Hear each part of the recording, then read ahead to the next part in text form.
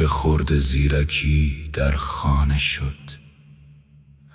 خانه از دیدار او ویرانه شد. از در و دیوار پایین می پرید، از شکافی در شکافی می جهید. می جهید این سو و آن سو می نمود، رخرخه می کرد و درزی می گشود. مسباده بس که جولان داده بود، فضلش هر گوشه ای افتاده بود. موش می شد پشت تاج تخت خواب، ما به دنبالش میان رخت خواب. موش بود و موشیش بسیار بود، گاه پنهان می شد و بیدار بود. برده بود از سر خور و خواب همه، اصل مطلب جنگ اعصاب همه. دربان هر کیسه در کنکاش بود، چند روز این چنین عیاش بود. تا که این مشکل گشودم با سری، گفت فوراً چسب موشی میخری. چسب را بر روی سطحی میزنی، تامه‌ای در وسط میافکنی.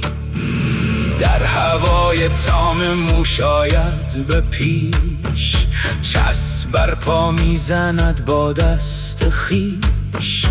این بگفت و من بدان عامل شدم، دام کشته در پی حاصل شدم.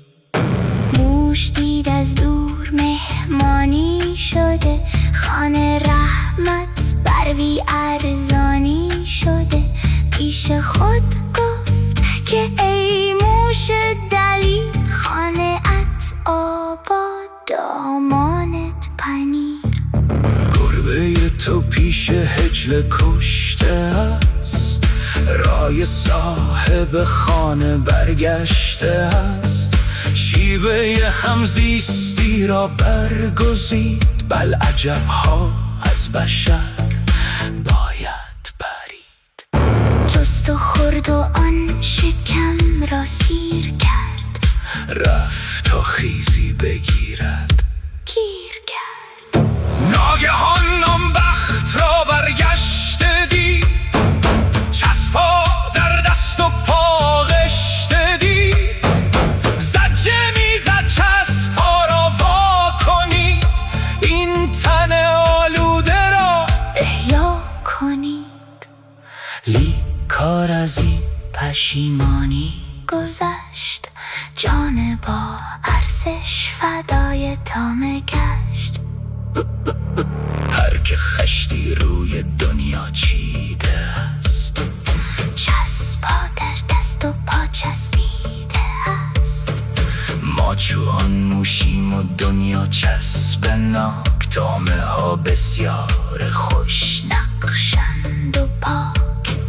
لیک مغز تامه آب افتاده است، روح را ناعلیه گفته است. مطربان در کار و ما بی جنب و جوش، چسبها را وا کنیم از چشم و گوش.